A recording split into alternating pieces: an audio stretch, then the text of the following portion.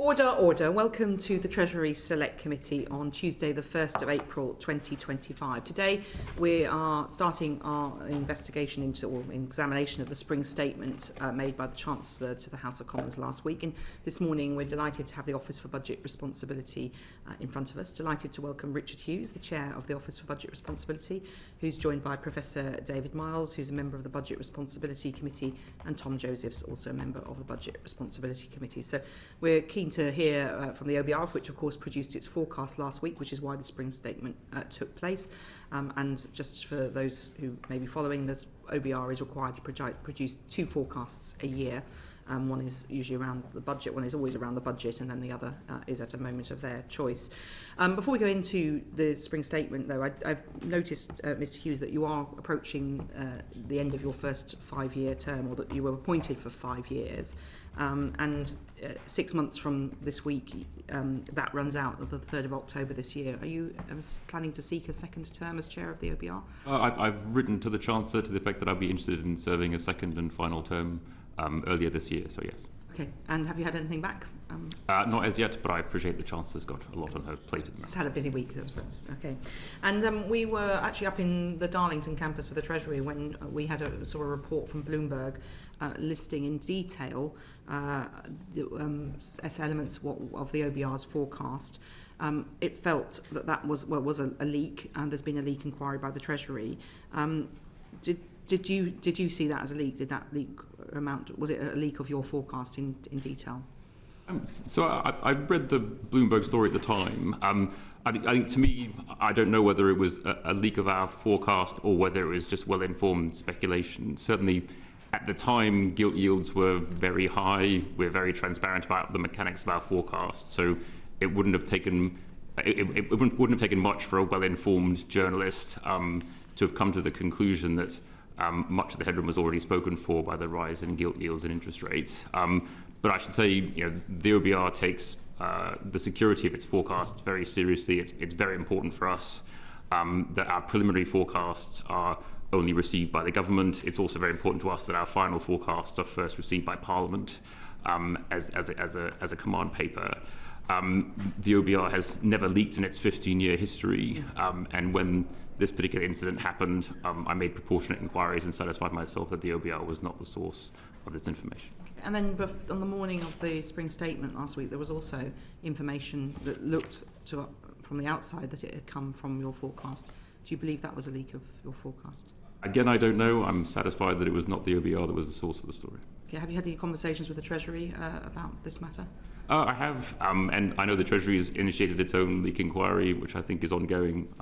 We'll find out the conclusions of that. Okay. Well, thank you for that. Certainly it was a serious matter. I should also say, for the record, it did also appear in the Financial Times. So it was, and both those particular publications would be, I'm sure, well, from my experience, very keen to be sure that they had a very solid source and an independent source for that. So that seems to suggest that it came from someone quite familiar with what was going on. But that's speculation on my part. But I can turn to Bobby Dean MP. Thank you, Chair. Mr. Hughes, you're probably aware of some criticism of the OBR's role in our national policy debate at the moment, not necessarily the work you do or your independence, but the kind of reliance on your forecasts above all others, really, in determining the government's fiscal policy. I'd just like to get your response to that, really, and whether or not you think that we would benefit from having a plurality of forecasts during these moments when the government's making key decisions. The OBR's role in the budgeting process has been the same for the last 15 years. The powers we have are those given to us by Parliament in legislation, and those are to produce a forecast, to scrutinise the cost of government policies and reflect those in our forecasts, and to assess the government's performance against its fiscal rules.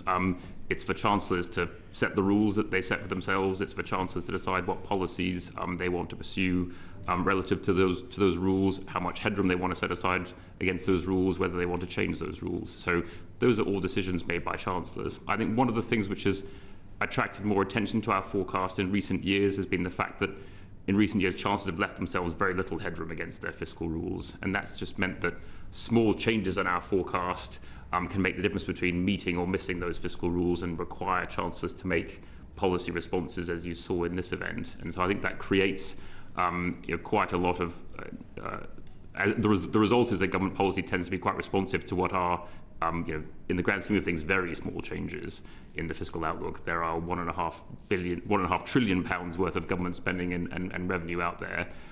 The change in our forecast this time around was just 14 billion.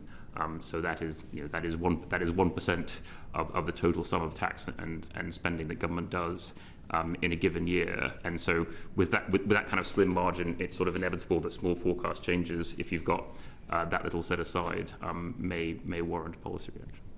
I think we're going to come back to fiscal headroom later on, but you mentioned there that the OBR's role has been sort of same over the last 10, 15 years. Can you describe just how your relationship with the Treasury has changed? Has it changed from government to government? Has it changed over time? Just be interesting to get insight into that. I mean, it's been fairly similar, I would say, throughout those 15 years. We have always provided baseline forecasts to the Treasury. We've been engaged in scrutinising its costings. I think one thing that has evolved in recent years, partly as a result of representations from this committee and partly as a result of representations from the government, has to be more transparent about what's known as the indirect effects of government policy, so the feedback effect of government policy, not just the direct effect on the public finances, but how they might affect the macroeconomy. And we've aimed to, in recent years, and I should say supported by some good work of the ONS, who nowadays provide much better contemporaneous data on the drivers of potential output in the UK, has enabled us to be more transparent about the way in which we think about sort of so-called supply-side effects from given policies. And so that's changed a bit the nature of the interaction between ourselves and the Treasury, but generally speaking, it's been quite similar across chancellors, also in recent years. Yeah, and just finally, you're saying about engaging in scrutinising the costings. It's a little bit unclear to me how a decision is made about when the OBR is to score a policy. And if I can just give an example so we can get to the point quicker. Obviously, we didn't score the planning reforms last time, we have this time. I think the intention of the planning reforms was known previously, and the legislation's only just entered the House, so not quite sure what the distinction is there. And if you compare that with the Employment Rights Bill, which is much further along its legislative journey, but that hasn't been fully scored yet. So could you maybe explain why that is and give those two examples as well? Sure.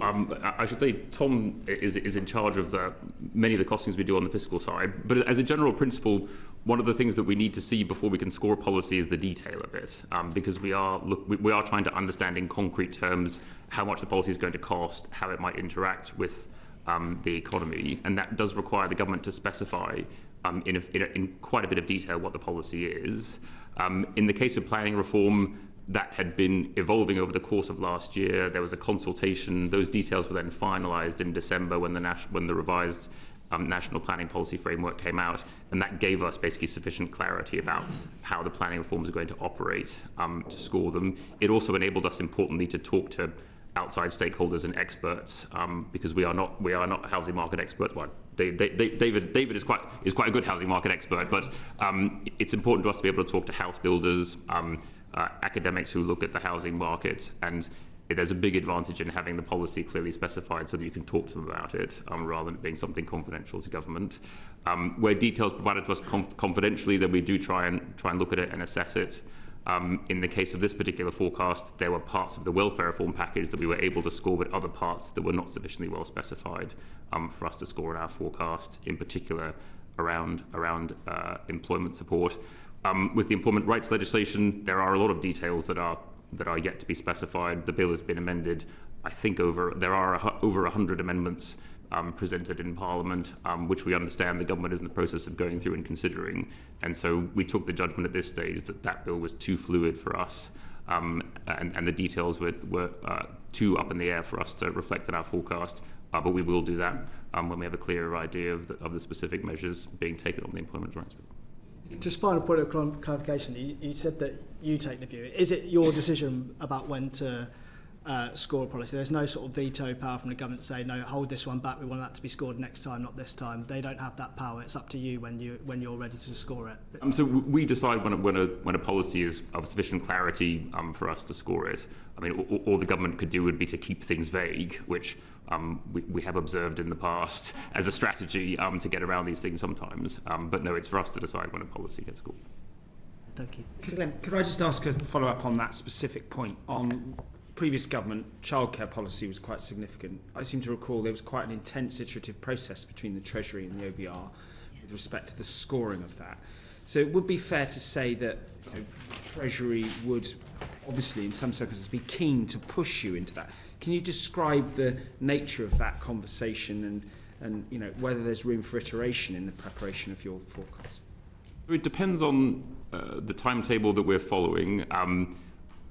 We do 3 pre-measures rounds to the forecast, which is without any policy measures, and then we have 2 post-measures rounds. On occasion, when we've been in a hurry for one reason or another, be it energy crises, pandemics, or whatever, we only manage to do 1 pre-measures round. When there are 2 pre-measures rounds, the Treasury gets a sort of first look at what the post-measures position looks like, including our judgments about the direct costs of a measure, as well as any indirect effects we think might have an effect on the macroeconomy.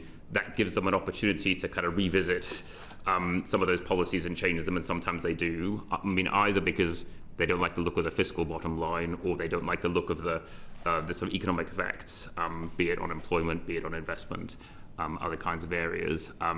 So sometimes they do revise the policy in light of what they see as our judgment. The key concern is that obviously the government elected to decide, and you have a lot of influence over that. So I was just trying to understand that when policies are at some form of there's contestability over what level of maturity they are, and obviously all governments would say, well, this is going to deliver X, and you could say, well, no, it's going to deliver Y. I think people are very interested to understand how that conversation works out, because you are to the original question, you are the arbiter of what the value of different governments' policy, and it is material to the government's standing. We're the arbiter of how they score in our forecast, and in terms of what they might cost or yield and what effect they might have on the economy. I mean, governments are entitled to pursue whatever policies they like. We just have to make sure that there is a central and credible estimate which we can explain to the public when it comes time to put into our forecast.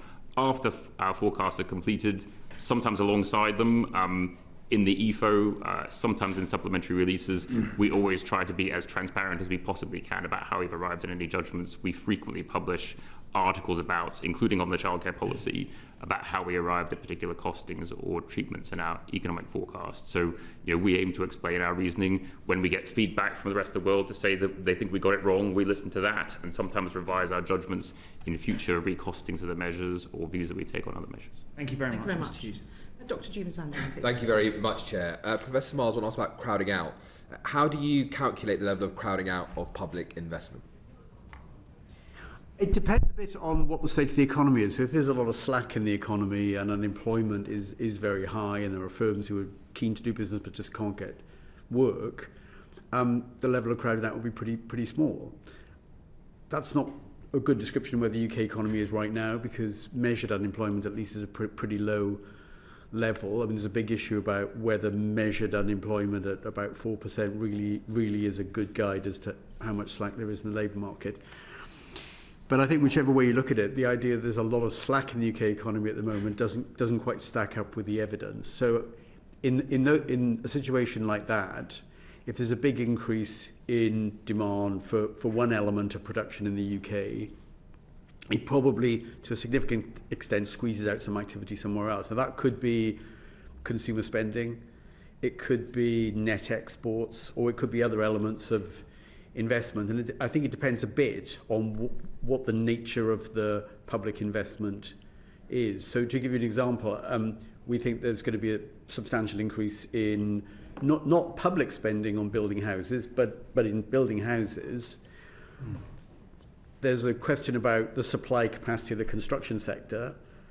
We judge that there will be a little bit of crowding out on the back of more house building of other types of construction activity. So extensions to people's houses, renovation of the existing stock. So that's just one example of how it depends what kind of public investment. It's not a great example because actually it's not public investment, but it's extra house building as a result of a policy measure of the government. So the big issue really is how much slack spare capacity there is in the UK economy. And on that then, so I want to talk about how that has changed. So you said things haven't really changed that much since October. It seems like, well, in your last judgment, we were pretty close to capacity, as it were. Yeah. But if we look at your latest forecast, they have changed. So, for example, of Q3 2025, in October, you were saying the economy would be above capacity, and now you're saying it will be below capacity. There's quite a big difference in terms of slack. Yep. Employment levels haven't really changed. GDP hasn't changed a huge amount.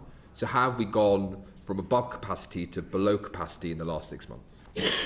Well, I think it's partly on the back of what you might call hardish data about what's actually happened to GDP growth, which was very weak in the second half of last year. Business sentiment, consumer sentiment has taken a pretty substantial hit at the back end of last year, and it carried on in the first couple of months of this year. Interest rates are a bit higher, not so much on short-term interest rates, kind of the Bank of England interest rates, but more on longer-term interest rates. It's had a substantial increase in gilt yields. That's not just in the UK, it's been quite a lot of countries. But all those things make the likely level of economic activity for 2025 a good bit weaker than we thought back in October. So quite a lot happened at the back end of last year, first couple of months of this year. And we think it's enough to go from being a little bit, what you might call output being slightly above the capacity of the UK economy to being somewhat beneath it. Because it's been a big turnaround, as you say. You know, we thought the growth might turn out to be 2% in 2025. Our best guess now is a 1%. That's a pretty big change. Yeah, and I want to talk to people about the impact that ends up having upon the wider forecast, beyond the crowding outside of it. So in October 2024, you said in your EFO, with the economy close to its potential level, an output gap of minus 0.2% this year, a significant and sustained fiscal expansion of around 1% of GDP crowds out some private sector economic activity. Yeah. Now you assess there actually is spare capacity in the economy at that time, and I think we discussed it a bit last time about how public investment was to increase. Maybe it could increase the supply side, and maybe we weren't at capacity at the time. It would suggest that the government's increase in investment would not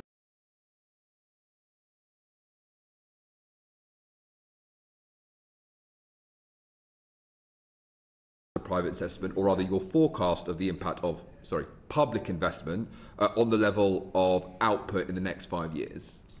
Well, it means that once you get through this year, and we think, as you rightly say, there'll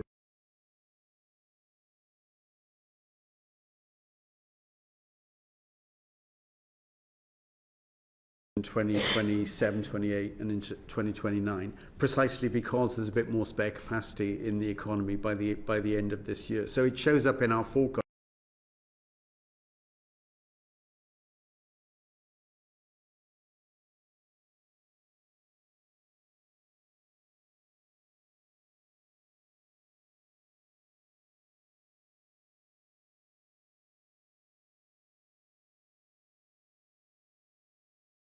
So, just so I can clarify that, so what you're saying is the public investment scored at the last EFO, which you guys had crowding out towards the end of the forecast period, there is now less crowding out or no crowding out?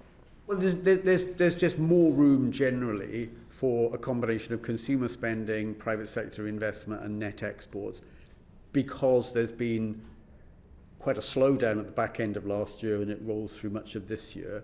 You can just get stronger overall demand sustained from higher domestic production as you catch up on that level of slack. So just my question specifically on the crowding out though, has the crowding out assumption of the public investment changed, or the output estimate of it? The slack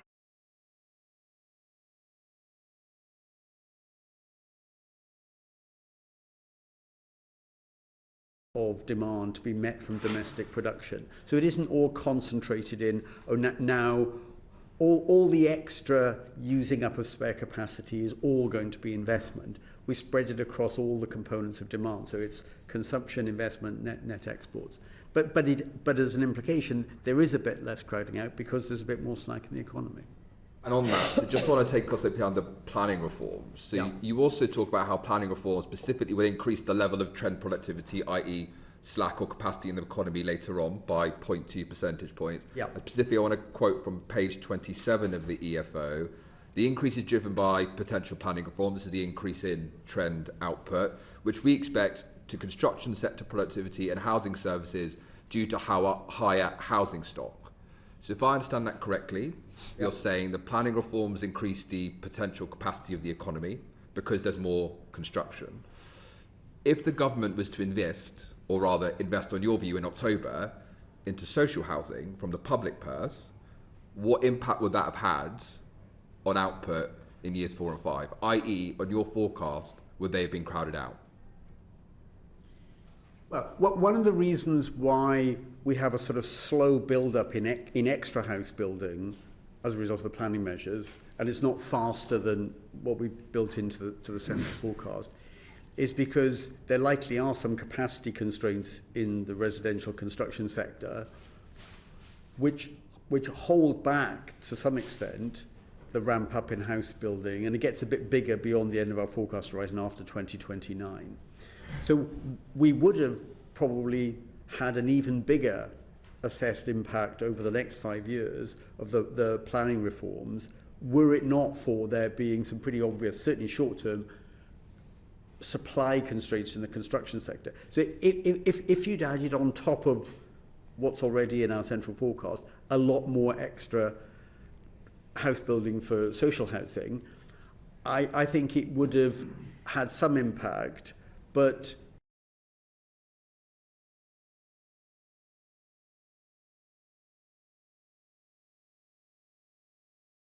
is that public investment in October, you said it would be crowded out. You're now saying that planning reform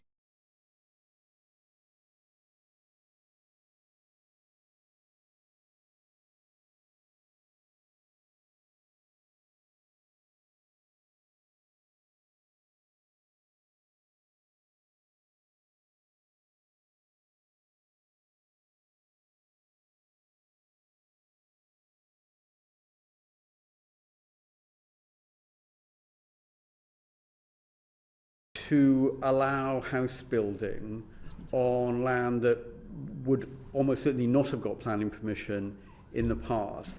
So if you take some land which is, let's say it's used for agricultural purposes, it's just outside the M25, and that acre of land has 20 sheep on it and it's producing output, but it's quite a low level.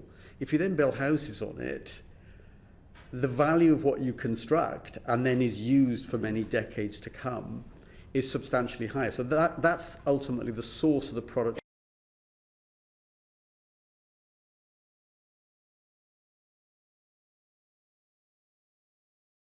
Gives you the productivity.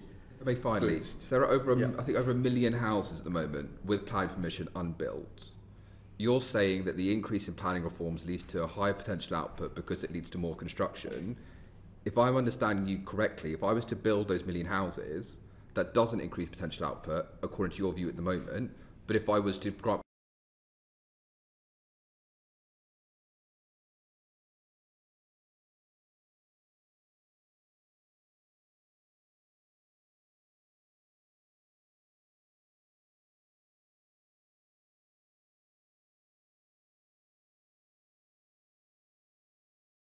rented out or implicit rents if it's owner occupied. And many of those houses will be around the southeast of England, where there has clearly been a constraint on building. That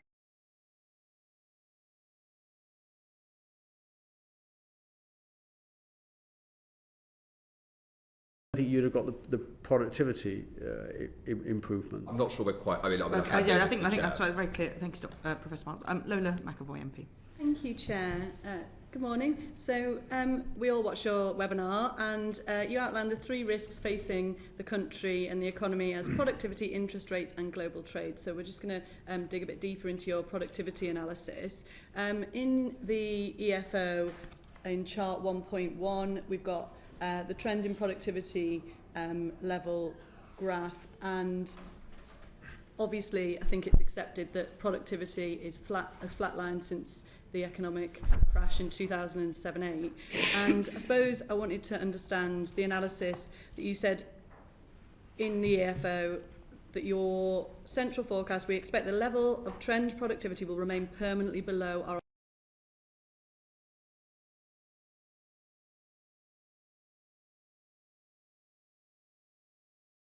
some clarity on it. So can you give us a bit more detail, Professor Miles, on that?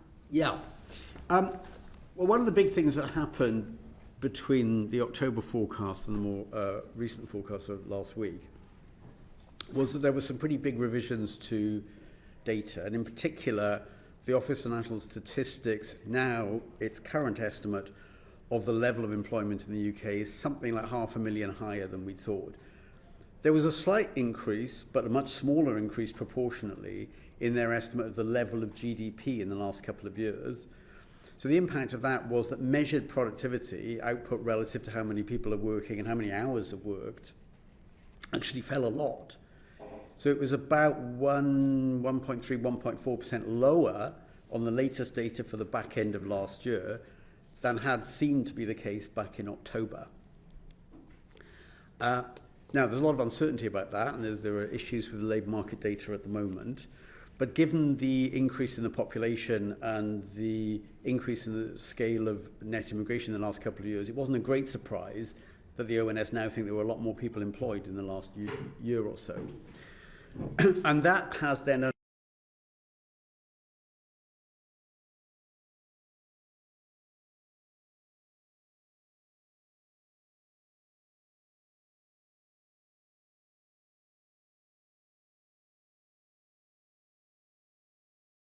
what we've done is we've taken most of that lower level of productivity as the starting point, but that the growth of productivity ultimately gets back to the level of growth rates that we've seen in the past, which puts us in the OBR actually at the optimistic end of an assessment of productivity, but it still gets you to a level of productivity at the end that's about 1.3% lower than we thought before. So there's a kind of level effect and a rate of growth effect.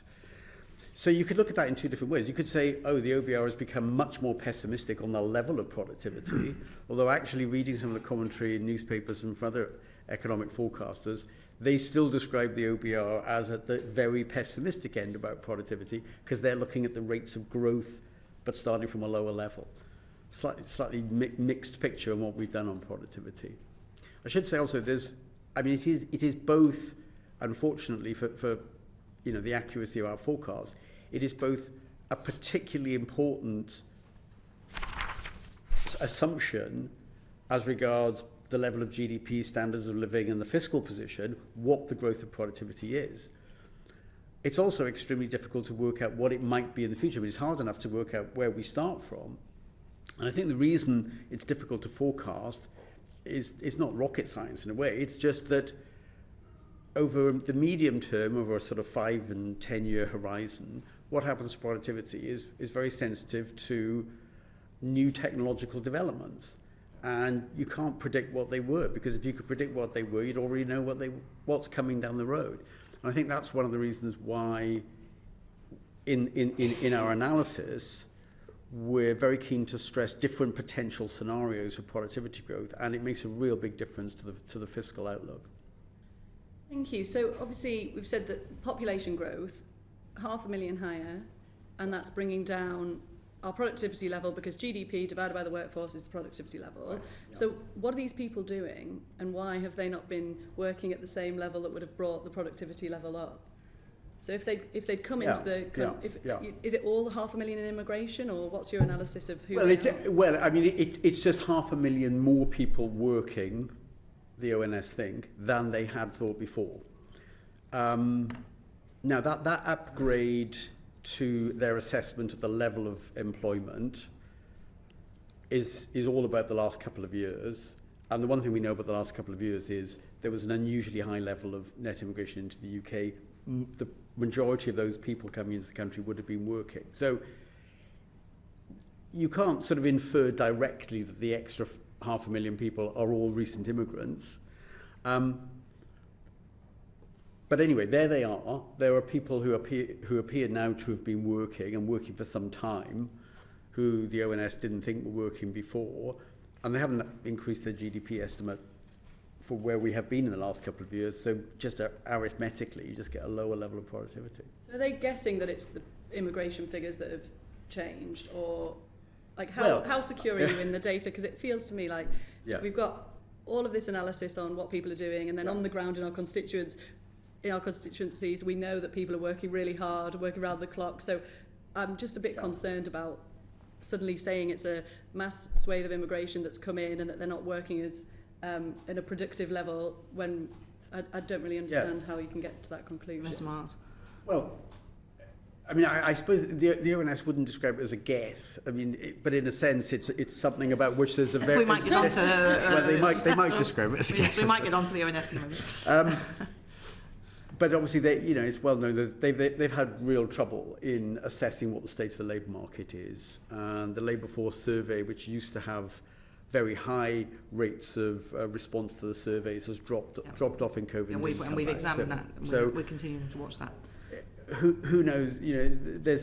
People should have much less confidence in the employment statistics than they used to. I mean, it is the ONS's best current estimate of how many people have been working in recent years. I don't think there is an implication that a lot of people are coming to the country and they're not doing very productive things. It just has happened that in a period after which there's been a large increase in immigration, the ONS have found apparently 500,000 more people working. They're not saying those 500,000 are all recent immigrants. Okay, and then we're saying that productivity is going to increase by the end of the forecast, but there is a permanently below the October forecast. So we just wanted to dig a bit deeper into the permanent level and why it is permanently lower. Well, because the start point, if you take the ONS now numbers on GDP and employment, the start level is depressed. Now, we think some of that may be transitory, and some of it may be measurement error, and it's difficult to know how the ONS will change their view in the future of employment. What we haven't done is permanently reduce the growth rate of productivity, which would have depressed even more the level going 4 or 5 years down the road. So we've kept the growth rate more or less where it was. Some people would say it's too optimistic. And that then implies that you just get a shift down in the level of productivity. I mean, it's still higher at the end than it is now by a pretty substantial margin. And as I say, some people would judge that as excessive optimism by the OBR, although if you look at the level, it doesn't seem to be an optimistic assumption at all. Okay, thank you. Does anybody else on the panel have anything they wanted to add on that productivity point? I mean, just to underpin, and I know this is an issue which the committee's been focused on and has written to the national statistician, but trying to get a clear read from both a labour force survey and also ONS GDP data, which has been significantly revised, including recently, and we're expecting further revisions later this year, sort of matching up the GDP data with the labour force data and then trying to extract a clear signal about the outlook for productivity is very difficult at the moment, but it's something which we always keep under review. We'll take another look at it in the run-up to the next forecast in light of what the data says. So just final question from me on that. Is it fit for purpose, our current productivity measure? Because we're making a lot of national policies that are impacting people's lives significantly based on this productivity puzzle. So how do you feel, what do you think we could do as a committee or as a government to improve how we're measuring productivity? I mean, a better labour force survey would be most important. I think also getting updates to output data that match the vintage of the labour force data is equally important, because having output from some periods and labour force from other periods don't give you a good sense of what the trends are. And so kind of waiting for either the numerator or the denominator to be updated when you're either looking at one or the other is not a good place to be. And so I think sort of quality, timeliness and consistency of the main macroeconomic data sets are the things which are most important to us as forecasters, because ideally what we want to do is have a snapshot of where the economy just was before we're trying to figure out where it's going over the next 5 years. And instead at the moment we get a sort of incomplete picture from different points in time from what we get from the ONS at the moment. Thank you. Chris Coughlin, MP. Thank you, Chair. Either Mr. Hughes or Professor Miles. So I fully understand the issues you're talking about forecasting productivity in the long run, and it seems entirely reasonable to me. But if I look at chart 2.4, you're forecasting a big bounce back in 2026. And my understanding is, I understand the issues, but part of that is just bringing productivity back to its long-term, I guess, pre-2008 trend. So how credible is that? And surely that's pretty big downside risks to your forecast, given that Citigroup is saying that if you're just wrong by 0.1 percentage points, that's 7 to 8 billion in fiscal headroom gone. I mean, you're right. If there were no recovery in the rate of growth of productivity from the recent very low levels, apparently in 2023 and 2024 in particular, if there were no bounce back, by the end of the forecast horizon, I think instead of there being on our central forecast about £10 billion of headroom against the government's don't be incurred deficit rule, you'd be 40, 50 billion the other way. It's no significant bounce back. Right. That is if the growth rate of productivity, which was dismal for the last couple of years, just doesn't recover from that level. Yeah. So not only do you start 1 and a bit % down, but relative to October, you then grow at a slower rate as well. So you end up really substantially lower on productivity. That would mean that the current fiscal deficit would be something like 50 billion deficit as opposed to 10 billion, the right side of zero. So it's absolutely enormous. Yeah. Of course, if on the other side you said, okay, so the measured productivity looked pretty bad in 2024. We've had these new estimates from the ONS, but let's attach virtually limited weight, maybe no weight to that, and assume that the level of productivity by the end, 2029, is the same as we thought back in October. Yeah. Then instead of there being like 10 billion of headroom, that goes up to like 34, 35 billion. So it just a huge swing on what reasonable people could be at either end of that spectrum. Because if I'm reading 2.4 correctly, I think you've got about a 0.3 percentage point bounce back next year. In the growth rate. In total factor productivity. Yeah. So that seems quite brave, given that productivity fell last year. Yes, indeed. Yeah, no, brave is a word that's may be appropriate. It's partly that some of the very low measured productivity for the back end of last year may be a reflection, coming back to something we were talking about a little bit earlier, of an opening up of slack in the economy. And getting rid of that slack, which happens over the course of our forecast, in a sense gets you back the lack of the opening up of the slack in the past. Now, it shows up as measured productivity, but it's not like some kind of breakthrough in inventions that suddenly increase productivity. It's really using up a bit of slack in the economy. Just to be... No, please. And just to be slightly more generous to the government, I know the government announced quite significant increases in both public investment and public R&D. Yes. Have you updated your fiscal multipliers and therefore your economic growth as a result of those announcements? And should you?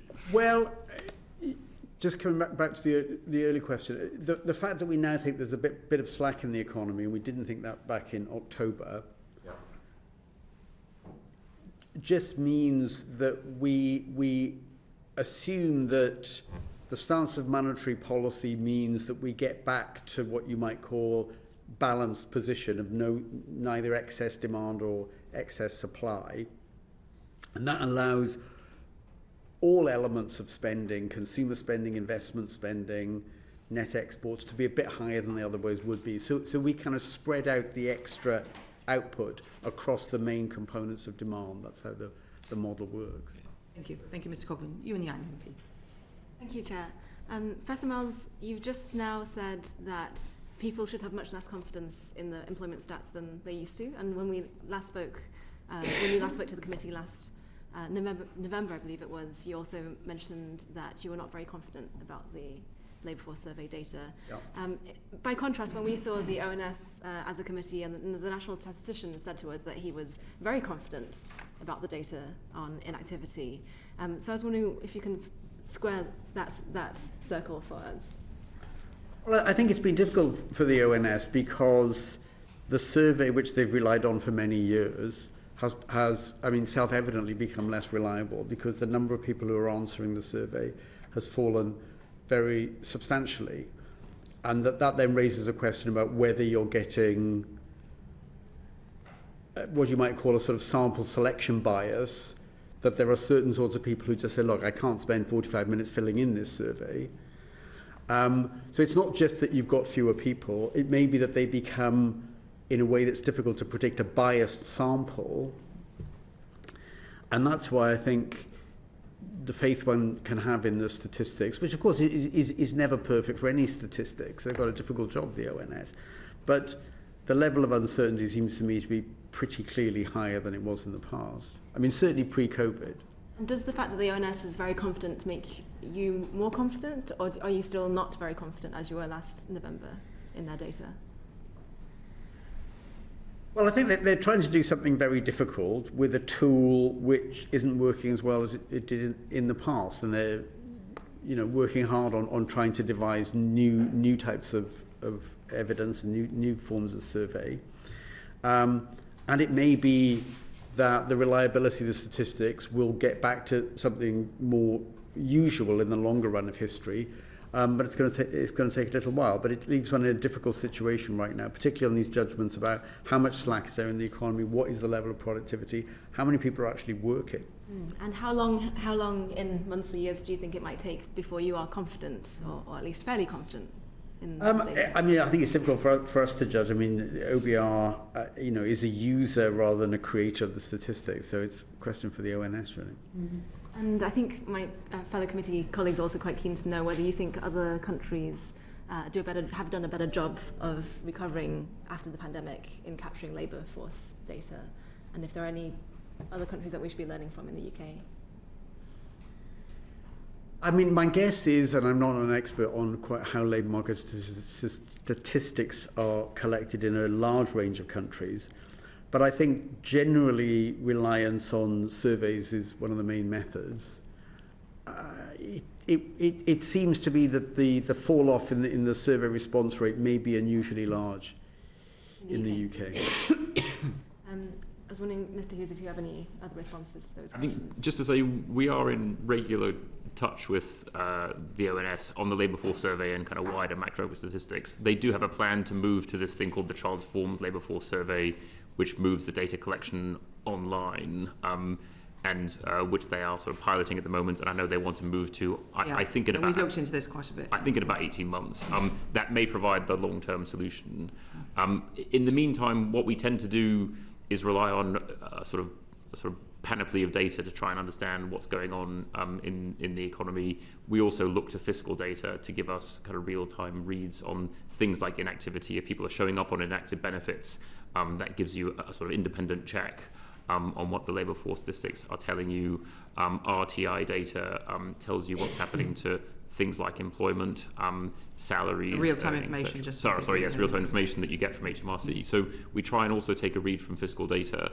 And more generally, where National Statistics Institute seems to be going is to try and look at administrative data and kind of a wider range of data sources rather than simply relying on surveys, because it is the case that response rates have been falling around the advanced world. I would say that our sister committee, the Public Administration and Constitutional Affairs Committee, is going to be looking at this in more detail with, we're going to be doing a bit of collaboration on that, because it's obviously a serious matter.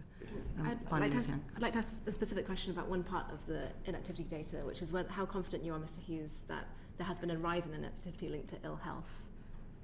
I think we're looking across both what the LFS tells you and what the benefits data tell you. There has certainly been a rise in people who are reporting ill health as their reason for being outside the labour market, and also claiming health-related benefits. Those numbers have risen very rapidly in the last few years, especially in the wake of the pandemic. So I think we're confident that is a trend that's showing up not just in the economic data, but also in the fiscal numbers. But not about the underlying ill health trend itself, because you mentioned there's a rise in the claimant and self-reporting of it. So when we looked at in our last fiscal risks report, we did a section on long-term health trends, and also when you looked at both self-reported as well as clinical measures of ill health, there used to be rising healthy life expectancy over time, and then around 2018 something happened, and people started getting older, but they stopped getting healthier years of age and just started getting more years of age in not great health. So something does appear to have happened to the rate of improvement in the health of the population in recent years as our population has aged. And so that, I think, can start to explain some of why people are turning up on health-related benefits. What's the puzzle that remains is that the increase in that trend does not explain the very steep rise in claims of health-related benefits.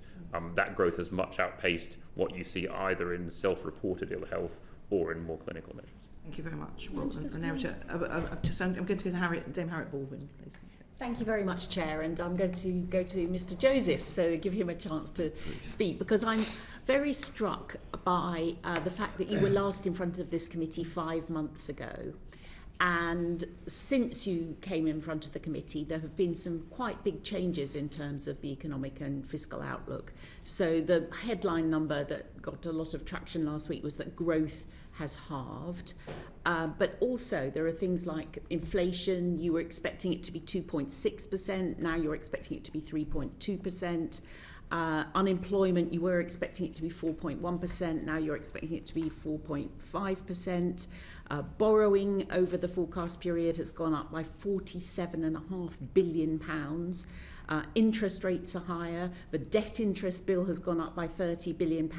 You're expecting there to be more children living in poverty by the end of the forecast period. And today, households are expecting a big increase in their bills. And tomorrow, we're going to be hit probably by tariffs.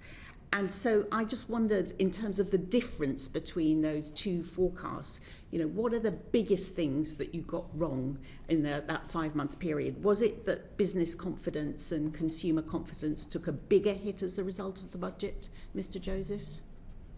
Thanks. Well, maybe if I focus on the biggest changes in the fiscal forecast, which is the part of the forecast that I lead on. So compared to October, I think there are sort of two big drivers of the change in the fiscal outlook. So the first is that interest rates increased quite significantly compared to October. So we had around... More than the rest of the world, or in line with the rest of the world? Well, it's broadly the case that interest rates rose by similar amounts in most sort of advanced economies over that period. Certainly UK and US interest rates both rose at similar rates over that period. We've seen more recently quite a significant increase in German rates on the back of the announcements they made on defence spending. So a sort of broad international trend. UK rates rose a bit more than other countries at certain points. But that overall around 50 basis point increase in rates compared to October, and that on its own increased our borrowing forecast by about £10 billion over the medium term, and that on its own was enough to eliminate that per year or cumulatively. Yeah, 10 billion by the 5th year of the forecast. So that on its own was enough to eliminate the headroom that the Chancellor had against her fiscal rule in October. And I think just illustrates the sensitivity now of the public finances to debt interest costs, reflecting the very high stock of debt that we have and exposure to interest rates. So that is, that was by far really the biggest factor that changed the fiscal forecast. The other important factor was that tax receipts this year have come in lower than we were expecting in October, particularly self-assessment corporation tax receipts.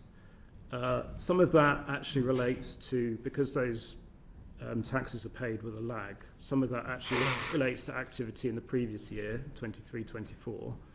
But we think, in particular, the weakness in corporation tax compared to our expectations in October does reflect the weaker economy and squeeze on profits being greater than we expected in October.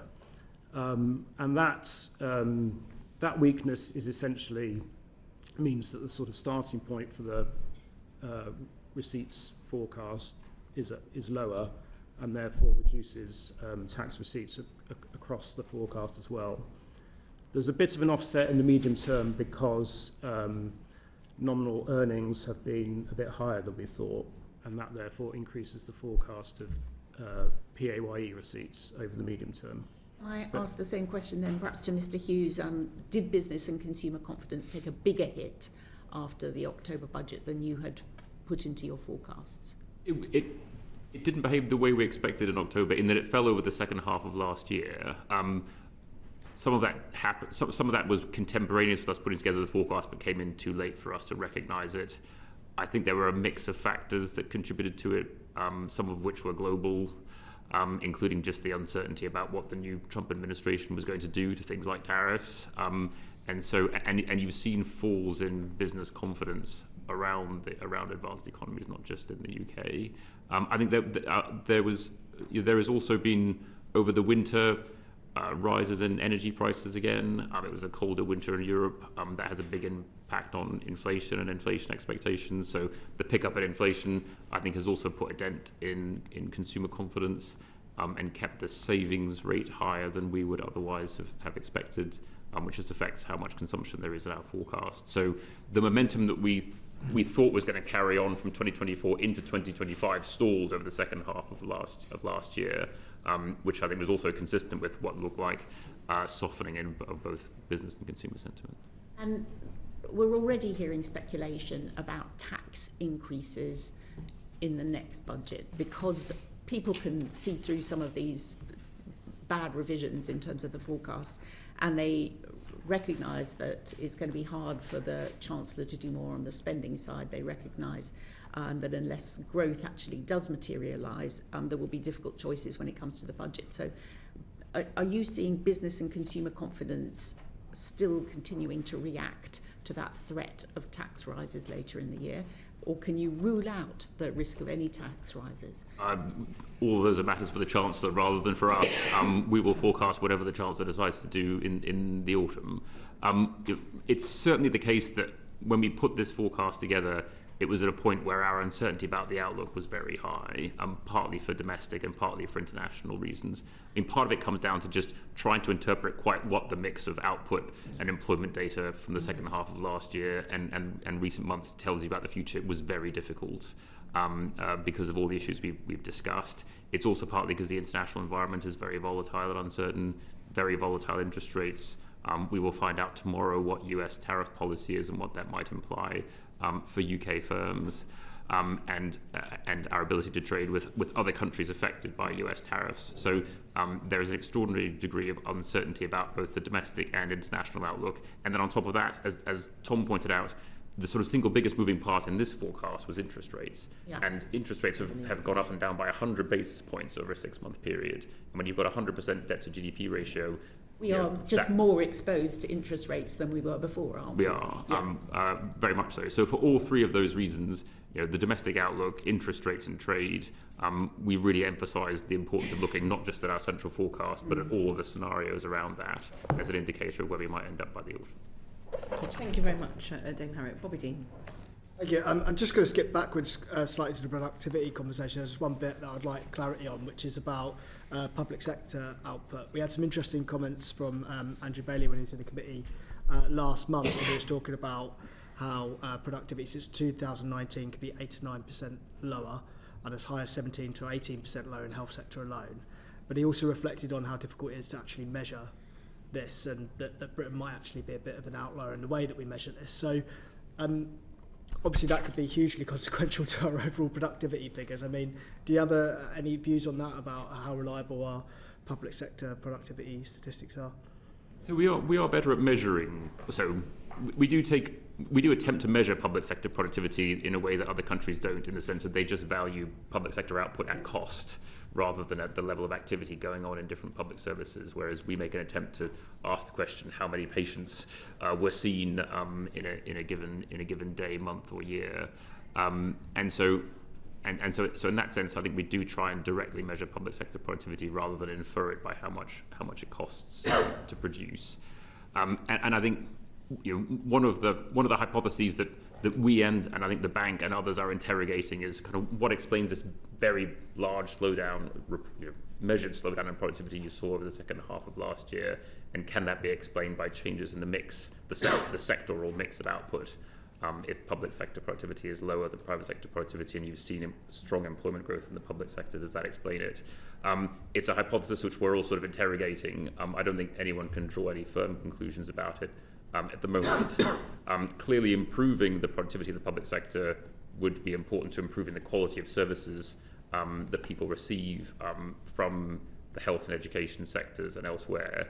From the point of view of our forecasts, when we're trying to assess how much, what's the tax generating capacity of the UK economy and how much people are paying in tax, it does matter more what they are being paid than what they're delivering in terms of services. But clearly the quality of the services matter for other people's ability to get back into the workforce and contribute to employment and tax receipts and those sorts of things. Yeah, so just to be clear, I think it's good that we are trying to measure it more accurately, but it does make us different to others, and it just adds to the question mark again over whether Britain does have a unique productivity problem compared to others.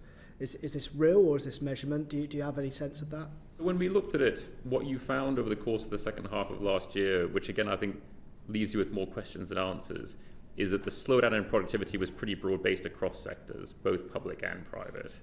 And it included some big employers like hospitality. So it wasn't obvious that was the sort of slam dunk, as it were, to explaining the productivity puzzle. Oh, it's just the way we measure productivity in the UK, and it's just that we're better at doing it in the public sector. It does seem to be a mixture of measurement challenges, real effects, real sort of whole economy effects, and then possibly something around sectoral mixes. It's something which we will have a further look at between now and the autumn. Thank you. Thank you. Lona McAvoy. Thank you, Dame Meg. Just a very quick one from me. So just going back to GDP and the way that we measure productivity. So the household expenditure is the largest section of GDP. So is the productivity problem linked to the cost of living crisis and the cost of living crisis scarring? So we know wages are increasing, but that'll take a bit of time before people feel better off. So could we envisage a scenario where actually household expenditure goes up, people start spending more, people are feeling better off, and we see an increase in GDP because of that, which would then support a better productivity rate? I think it comes back a bit to the issue about slack in the economy. If what is holding back right now, to some extent anyway, economic activity, GDP, is that demand has fallen a bit short of the supply capacity of the economy, then anything that boosts demand will boost GDP. There may not be a big increase in employment, but it would show up in productivity. I mean, in fact, that's one of the reasons why our growth rates of productivity, in the eyes of some people, look a bit optimistic, because maybe some people are not factoring that in. So I think there's something of a link between demand, confidence, and productivity. I mean, that stops working once you've got up to full capacity, where you need other things to boost productivity then. Thank you very much. John Dane, MP. Thank you. Could we turn to tariffs? Last week, President Trump announced tariffs on car imports. If they'd been in your forecast, would all of the Chancellor's headroom have been used up already? I can do a quick one, but you go. So, I mean, just on that specific question, we looked at a range of scenarios around tariffs. Yeah. What the announcements on cars last week amounts to is sort of elements of that downside risk materialising. But we export, as of 2023 data, about £60 billion worth of goods to the US. About $6 billion of that, so 10% is in the form of cars. So that announcement didn't affect the whole of our goods exports to the US, but it is elements of that downside scenario that we had included in our forecast materialising, and we'll see whether more of it materialises. Is anyone who might be following Chart C in Yes. your Blue Book covers this? But I think the key issue, I mean, it's dominating the news today, is what effect will these tariffs have? And I appreciate it's in the context of ongoing conversations, and the business secretary is obviously anxious to say that we don't want to do anything that's going to precipitate a worse outcome. But when we look at your central forecast, given that's the one that's obviously most likely to happen, why did you exclude explicitly? You didn't include explicitly tariffs in it. And given that obviously you can't be expected to do something that happens the day of or the day after, but it would have been surely reasonable to expect that to have been set out more explicitly. I guess, two reasons. One is that our forecast has to be based on a forecast for the global economy.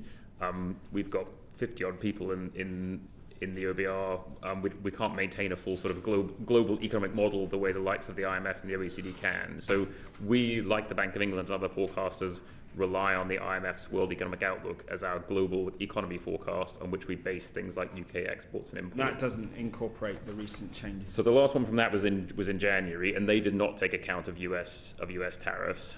The second reason was, but you saw from the box that we published in the EFO, which was box, I think it was 2.2. We did do our own scenario modelling of what the impact of US tariffs might be on the UK economy, including 3 different scenarios depending on the escalation of tariffs. So we did want to make sure that we were transparent about what the possible effects might be.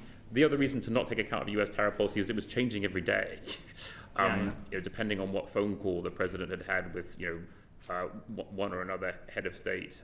And so in that sense, it was very hard to choose what day's tariff policy in the US to really reflect on our forecast. And so in light of that, both for the reasons of consistency with the IMF WEO, but also the fact that tariff policy was changing, we thought it was best to keep US tariffs out of the central forecast, but make it very clear what the delta would be if you saw higher tariffs on other North American countries and China, 20% additional tariffs, and then 20% additional tariffs with reciprocity from the rest of the world.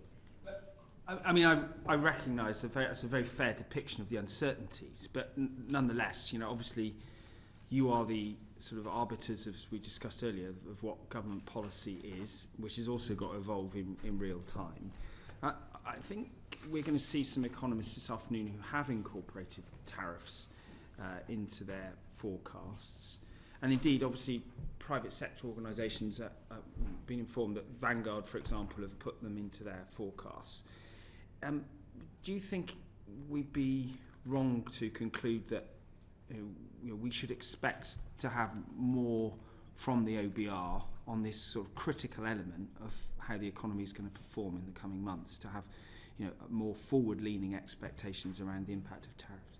I think you've got a complete assessment, and I'd really encourage you to read Box 2.2, as well as we did a full assessment of their fiscal implications at the back of the book in terms of what they mean for the current balance and net financial liabilities.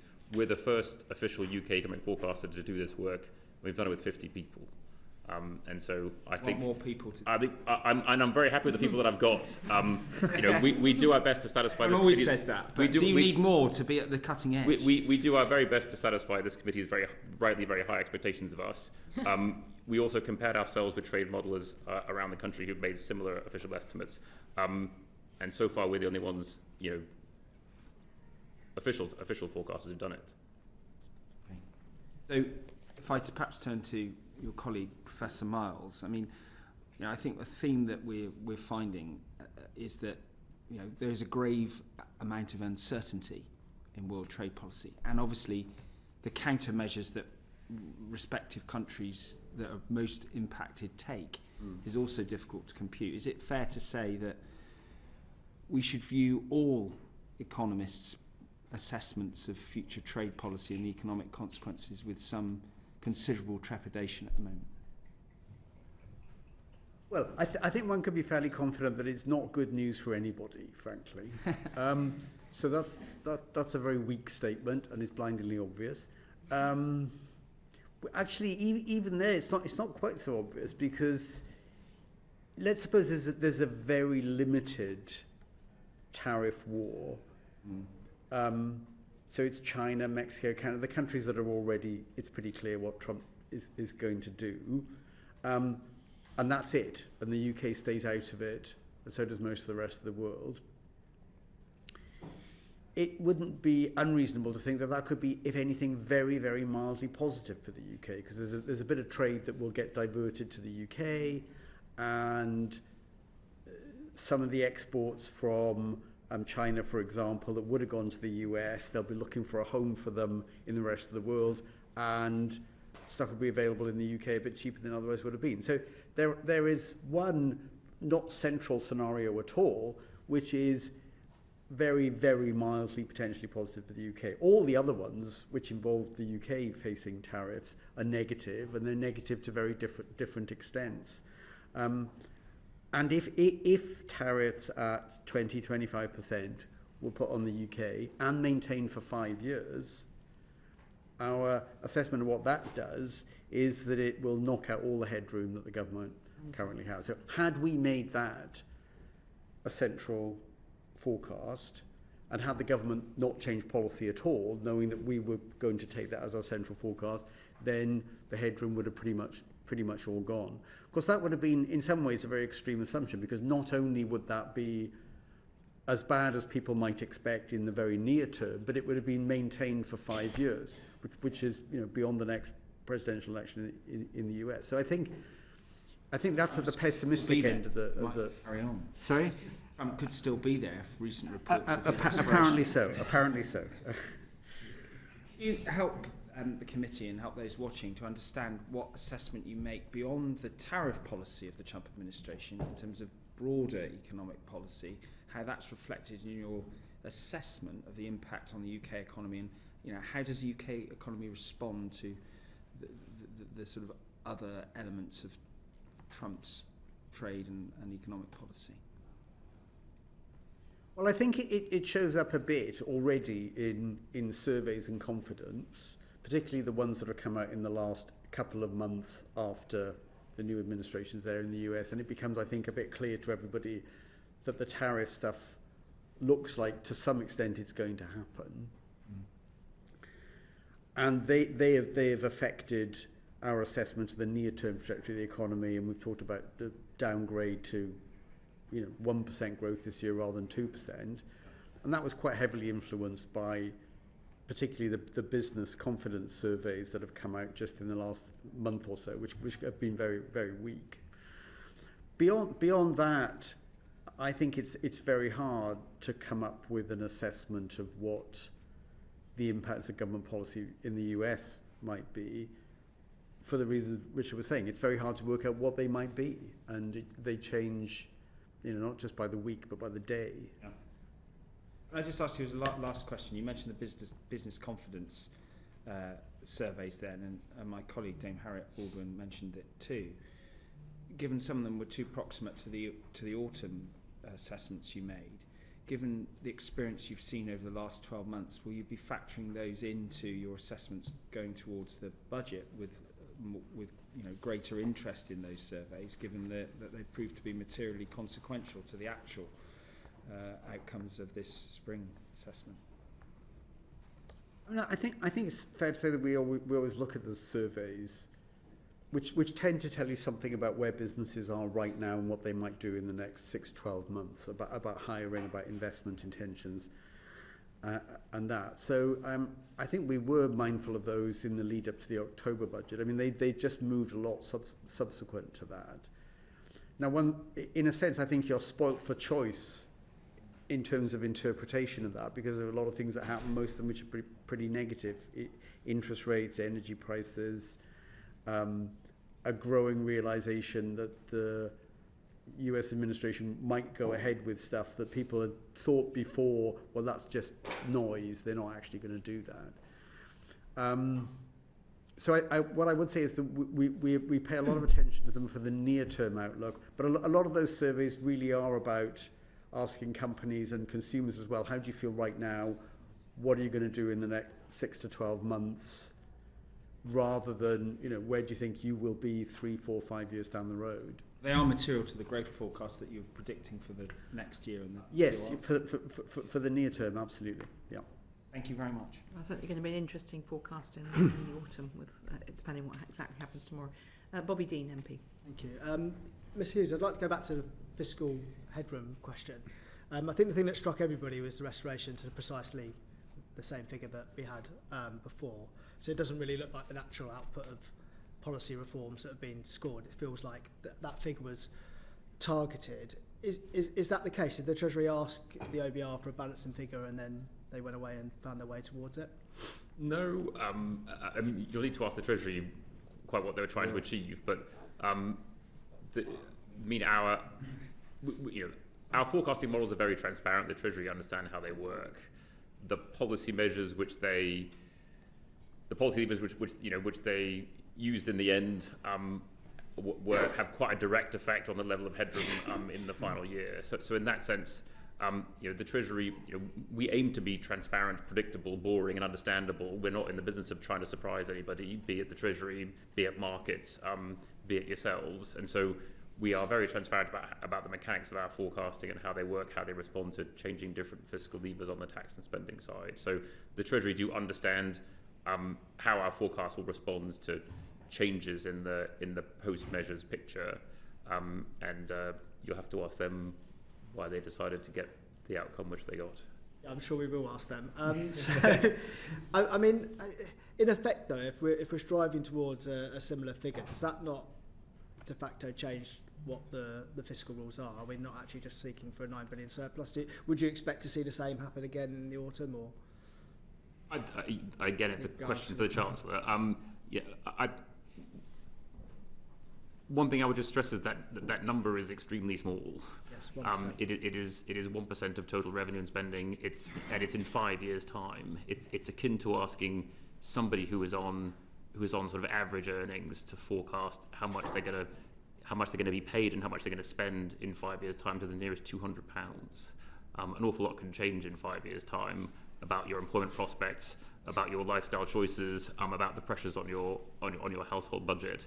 And so trying to predict with that level of accuracy where you're going to end up is very unlikely to be successful.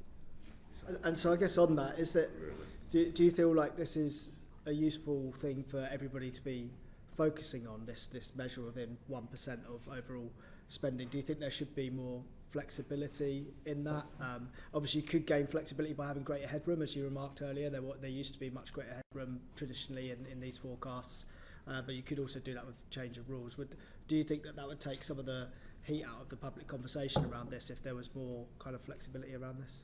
I guess two things that we're at pains to try and do every time we present forecasts and wider publications is stress the uncertainty around our forecasts and the sensitivities to key judgments, as well as scenarios around key sources of uncertainty, as we did in this forecast around productivity, interest rates, and trade, and really try and draw attention to the fact that we know better than anybody how uncertain the future is and how likely our forecasts are to be wide of the mark in one direction or another, and the importance of understanding what might drive that and think about how you might respond if you end up in those different situations.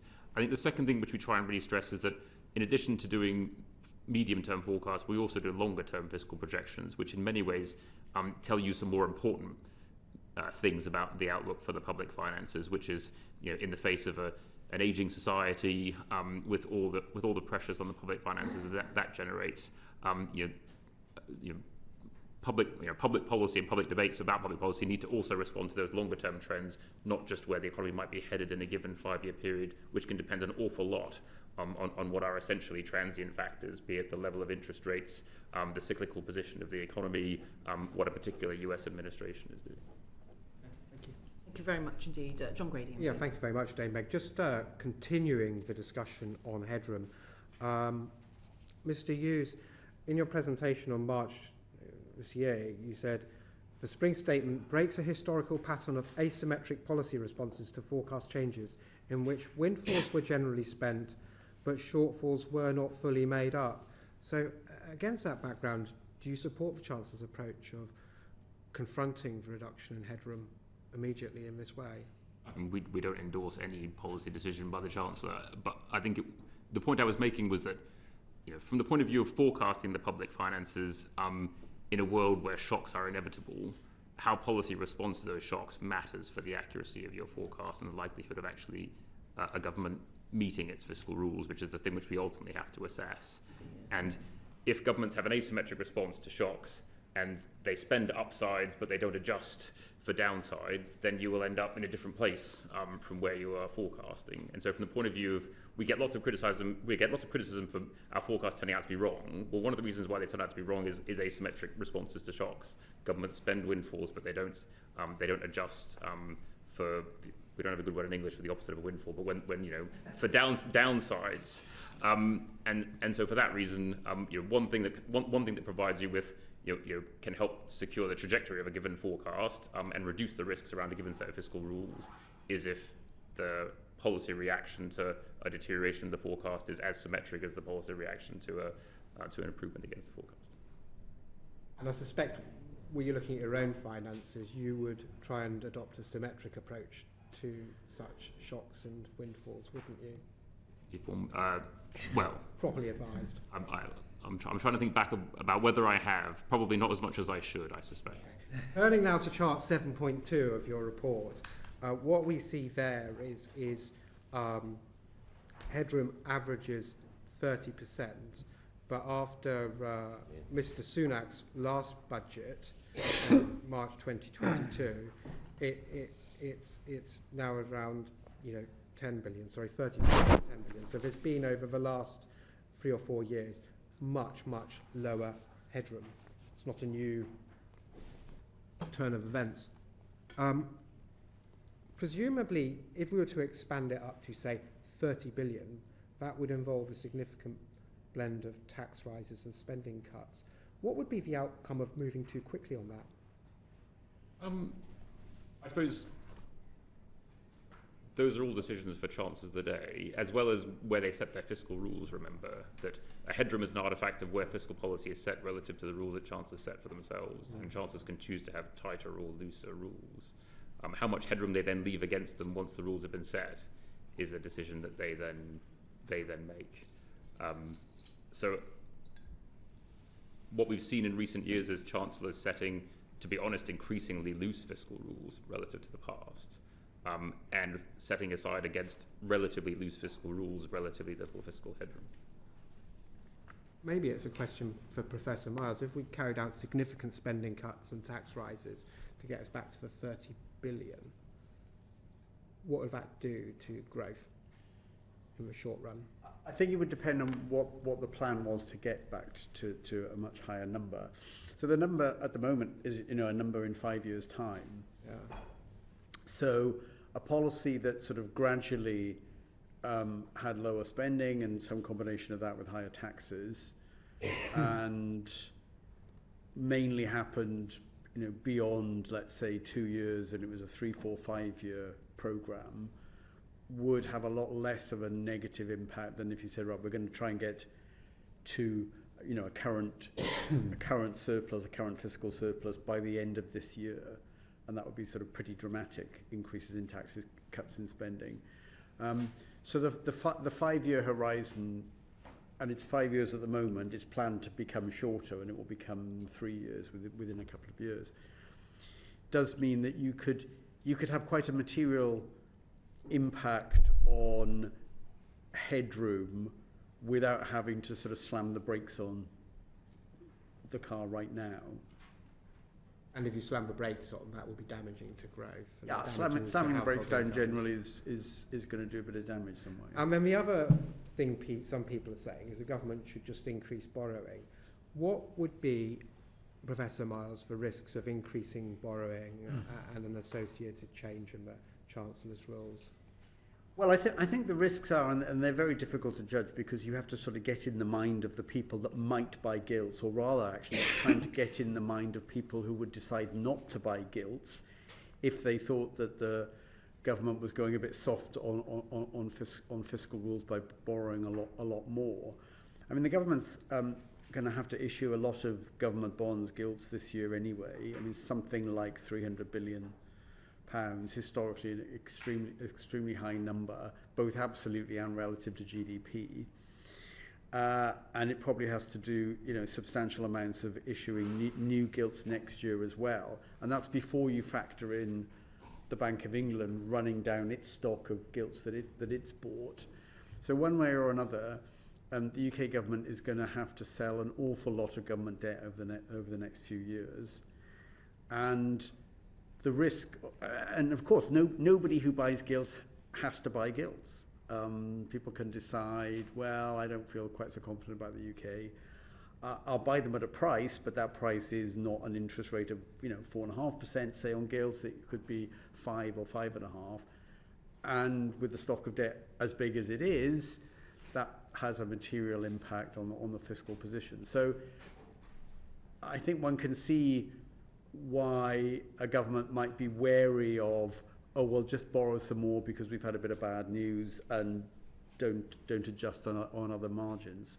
And if I've got this right, if the government borrowing costs increase, so it's 5.5%, for example, that would feed through to the public finances quite significantly because we've got a large amount of debts, it's almost 100 to GDP, so we're quite unlike Germany.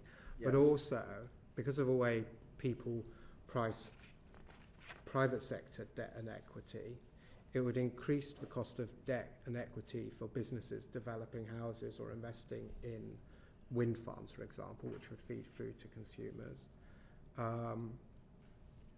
And it could be very damaging for economic growth. Have I understood the broad contours of this issue correctly? Yes, I think you have. I mean, a generalised rise in the level of interest rates is not just going to affect the government payments on the outstanding stock of debt. It's likely to have knock-on effects on the cost of borrowing money for households on mortgages, for companies borrowing through the banking system. So it's not just the impact on the government fiscal position. So if I've got a family who've just bought a house in Mount Vernon in my seat, it's in their best interests from the point of view of their mortgage rates that the Chancellor of the Exchequer does not radically increase borrowing. Well, I think it's in everybody's interest, the Chancellor of the Exchequer and the government is wary about the potential knock-on impacts on the cost of borrowing. It would depend on what your constituents' mortgage situation is, whether they'd fixed the rate for a long time or not. But chances are they probably haven't fixed it for 5-10 years. It might be just a couple of years. So 2 years down the road, if it were the case that gilt yields and the whole level of interest rates were 50, 100 basis points higher, and I'm not saying that's going to happen, but if it were to happen, I mean that's going to affect the cost of their mortgage when they remortgage. Thank you very much, Professor Miles. Thank you, Dame Very Meg. much. Dr. Jukasandra. Thank you. I'll try and be brief. Mr. Josephs, can you tell me how much the impact of changing interest rate forecast in your budget impacts the fiscal space the Chancellor has in year 5? Just qualitatively, not quantitatively. Yeah, well, so as I said earlier, the increase in interest rates that we saw compared to our last forecast in October was around 50 basis points, sort of on average. And that was enough to eliminate the fiscal headroom the Chancellor had in October, which was about 10 billion. Looking forward, we've got some sensitivity analysis in the book which shows that a 0.6, 60 basis point increase would be enough to eliminate the headroom. And how does the OBR forecast interest rates? Well, we take market expectations. And on that, there's been quite a lot of volatility in market expectations recently. I think 0.5% of the standard deviation. Do you think that change in interest rates might be noise rather than signal? Sorry, just the change in interest rates might be noise rather than signal, in the sense of it's moving around quite a lot. Well, it's certainly the case that interest rates have been very volatile recently, and again we have some analysis in the book of the kind of range that we've seen since our last forecast and the impact of if interest rates were at sort of either end of that range, what it would do to the fiscal position. I mean, it is certainly the case, as you say, that volatility adds a significant amount of uncertainty to the forecast. We take our market expectations over a 10-day window, so that sort of average of market expectations over that window, which aims to try and smooth over a bit of that volatility, but obviously can't get rid of all of it. Yeah, so by extension, the 10-day period you're choosing has a huge amount of impact on spending decisions in 5 years' time. I'm not blaming, obviously there is a huge amount of volatility in both, like the 10-day period you choose at this point in time is having a huge impact on spending decisions and indeed tax rises possibly later on. So, well, yeah, I mean, the 10-day window is what we use for the forecast, and as I say, that has a big impact on the fiscal numbers, given the sensitivity of the public finances to interest rates. We do sort of reserve the right to adjust that if after we've taken the window there's been a big change one way or another, which we think, going to your point, is sort of signal rather than noise. That's not been the case this time. I think rates now are around, I think just 10 basis points or so higher than the window we took. You also tend to forecast you tend to use your forecast model to come out with the other outputs, but if the interest rate assumption, you take the market forecast. Why is the difference? Well, I mean, I think that for us is the best source of information on the future path of interest rates. We take a similar approach for other kind of market determinants. So, for example, for energy prices, where you have a very liquid forward market, we use market expectations for energy prices as well. So it's not just an approach we use for interest rates. We use it in quite a few other areas of the forecast. That's very helpful. Thank you, Mr. Joseph. Thank you very much indeed. Yuan Yang, MP. Thank you, Chair. We're going to move on to a set of questions around the welfare reforms. And I note that in the preface, you've written that there are details of the policy package sent to you very late in the process, and late notice of changes and incomplete analysis hampered your ability to reflect these measures. So to begin with, I want to ask about the timeline itself. You set out very clearly that on the 12th of March, the Treasury gave you a final package, or what you thought was a final package of measures. On the 18th of March, you sent them a near-final fiscal forecast. On the 19th, one day later, you received final policy decisions from the Treasury. Just looking at that process overall, how normal is that timeline? Were there surprises on your side or on the Treasury side to each other's movements, Mr. Joseph? Yeah, thanks. So, the basic timetable that we've set out in the foreword is the sort of standard timetable that we use for all events, and most of it was followed sort of in the normal way, and the process ran smoothly. The exception that we've highlighted in the foreword was just on some of the welfare reform policies, where the information on the costing of those policies we received later than is normal. And in some cases, the amount of information and analysis that was provided to us by the department on those costings was sort of less than we would normally expect. I mean, it might be useful just to go back to the questions that were being asked at the start in terms of how that process works. So policy costings, i.e. the impact of policy on the fiscal numbers, what we call the sort of direct effects, those are produced by government departments and owned by government departments, the department responsible for the policy. And our role is to certify that we think that costing is reasonable and central. And so there's always an iterative process where the analysts will send us their estimates. We'll typically go back and ask for more analysis, more evidence, and we'll typically ask them to change the costing. And eventually we get to a point where we agree it's reasonable and central, and we put it in our numbers. So that happened on this one, sorry, but it just all happened later. Can I just clarify, when you say the department responsible, is that a conversation between you and DWP, or in this case it's the Treasury? On welfare, it's DWP who produced those. And you mentioned that some of those costings were incomplete, or some of the analysis was incomplete. Could you go into a bit more detail about what was lacking, what would you have needed to make a better or fuller forecast? Yeah, so we received some of these costings later than normal, and with less evidence and analysis than normal.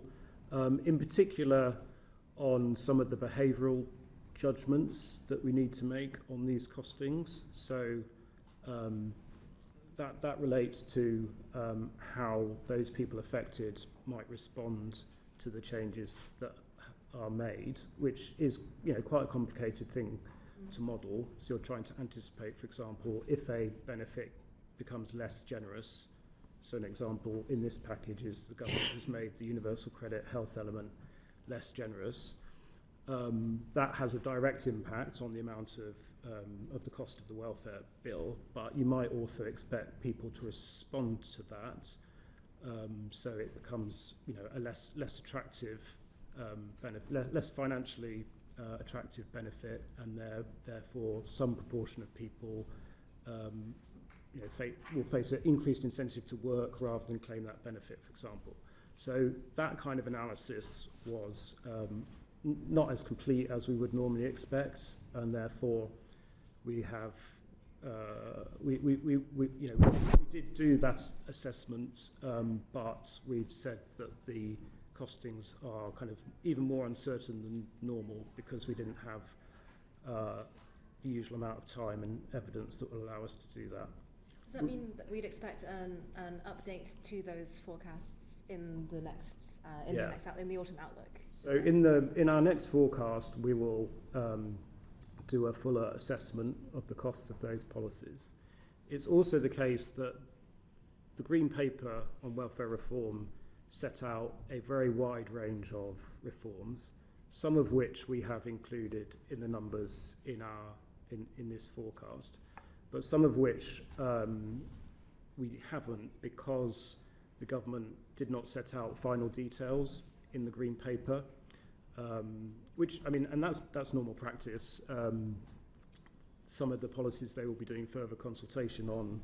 Some of the policies are just at a very early stage of development, and they will announce further details. And so in the autumn, whenever our next forecast is, we will look back both at the costings we incorporated in this at this event, but also likely to have the final details on the whole wider set of policies that we will also incorporate.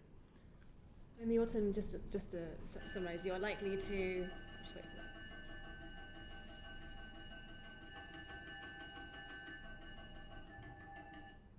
Carol.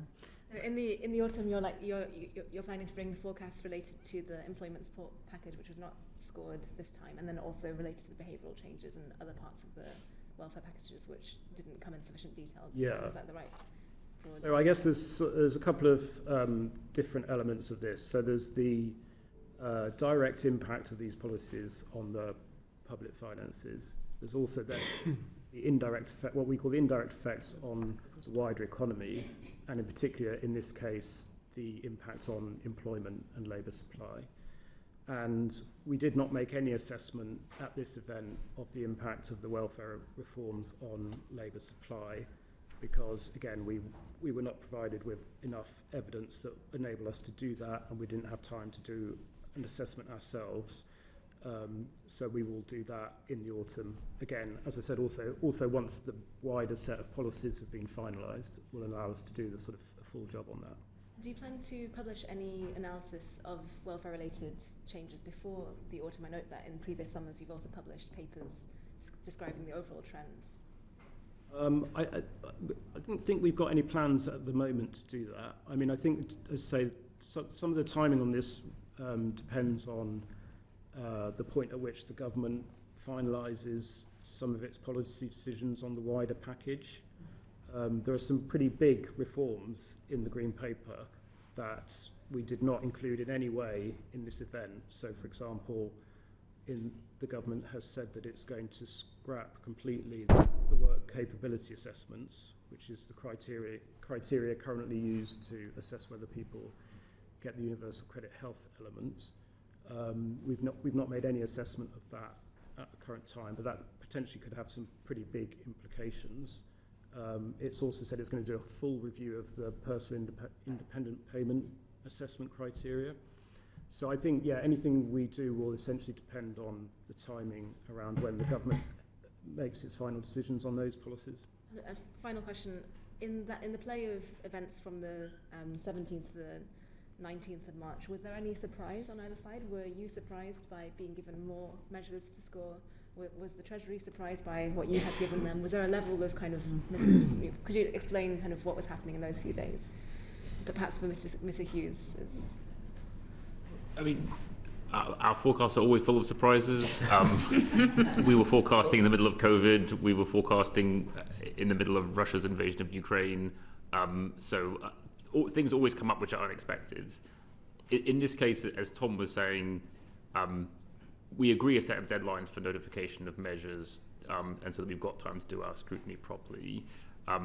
Those deadlines in this case were not adhered to, and a number of measures were notified to us after the deadlines were agreed. We did our best to provide our best assessment of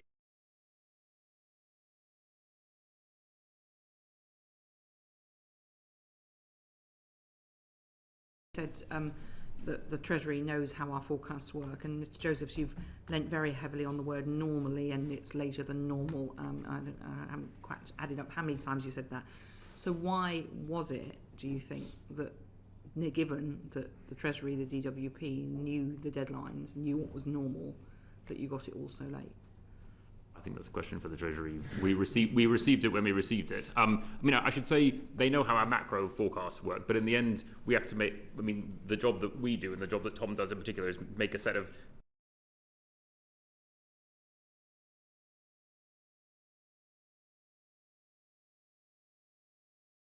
I mean, we have a pretty consistent track record that people can look at about how we treat different kinds of tax and spending changes, and wherever we can, we try and be as transparent as we can about explaining how those judgments work, what models we use, what elasticities we use to estimate different behavioural responses. But in the end, there are discussions that we have with the department and judgments that we have to come to make sure that our judgments are central, and we also try and learn from that experience, because oftentimes those judgments turn out to be wrong and we have to adjust and think, actually, we got it wrong last time, and so we got to take a different view this time around. I mean, do you think there must be a bit of gaming in this, because everybody knows the deadlines, and the planning stuff's recorded this time.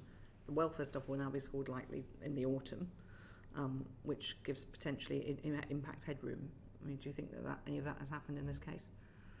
I don't know. I mean, I think what we try and make sure is that the risks around our forecast are symmetric, and to the extent that things go up or down, our the changes that we make to our judgments aren't biased in one direction or another. So we're not sort of consistently optimistic when we first look at it and then revise it down, or consistently pessimistic when we first look at it and revise it up. So we try to make sure that, especially when we're revising judgments around costings, those judgments go in both directions.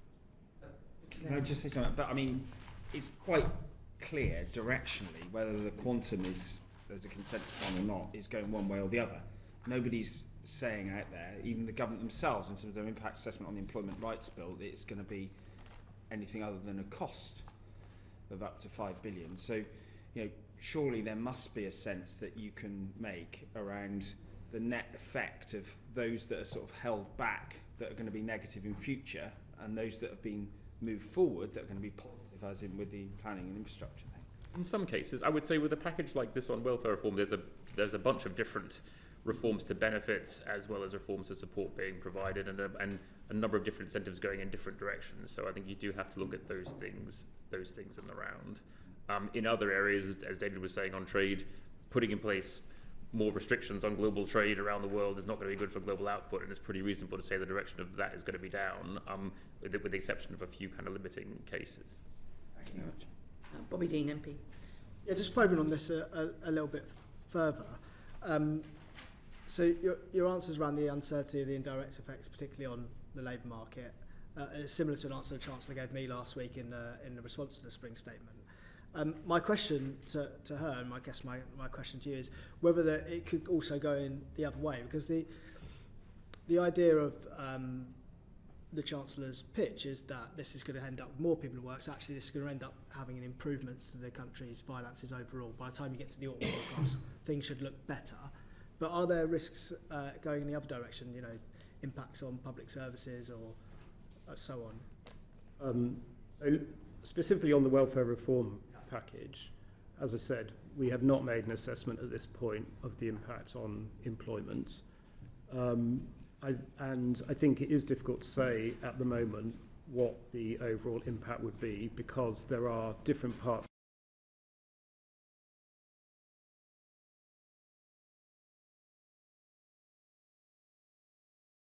universal credit standard allowance received by around 7 million families. An increase in the generosity of that might reduce work incentives, but I mean it's quite a small increase, but it does apply to a lot of people. Going in the other direction potentially is the fact that the universal credit health element has been made less generous. That potentially increases work incentives, and the changes there are bigger, but they apply to a smaller population, but also a population that is more distant from the labour market typically. So the sort of balance of those two effects is not clear-cut. There's also funding for a relatively large employment support programme. You would expect that to be positive in terms of employment, but the scale of that really depends on the detail, and past experience is that it's quite difficult to get really big results from those employment support programmes.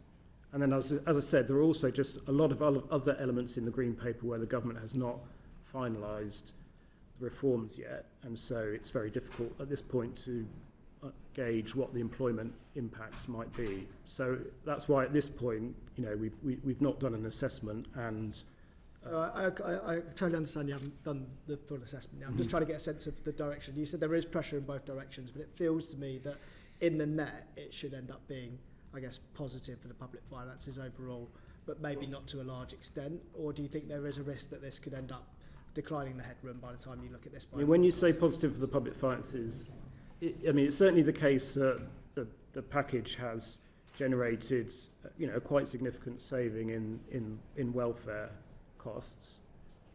The bits that we have scored already add up to around a £5 billion saving, so that's a significant saving. But the wider employment effects and then the knock-on that might have to the public finances is where we're saying the net impact is unclear. Yeah. And is that at all to do with the fact that the large bulk of the savings have been driven by changes to PIP, which obviously isn't exclusively people out of work? It kind of applies to people in and out of work. So does that add greater uncertainty about the employment benefits? I guess I push on this because a lot of the press coverage we've seen over the last week has been betting big on the fact that actually these welfare reforms are going to drive lots more people into work and it's going to have a substantial impact on the economy. So the changes to PIP, personal independence payment, are the element that's had the largest fiscal saving. Yes. Essentially making the criteria to become eligible for PIP more difficult in the future. And our current estimate is that around 800,000 people who would have been eligible for PIP will no longer be eligible for PIP over the 5 years. Again, the impact on employment of that we have not assessed. Yeah. And it is difficult to make an assessment because, as you say, it's not a work-related benefit, and obviously a large proportion of people who do have claim PIP are quite distant from the labour market. Yeah. Okay, thank you. Thank you very much. Luna McAvoy, MP.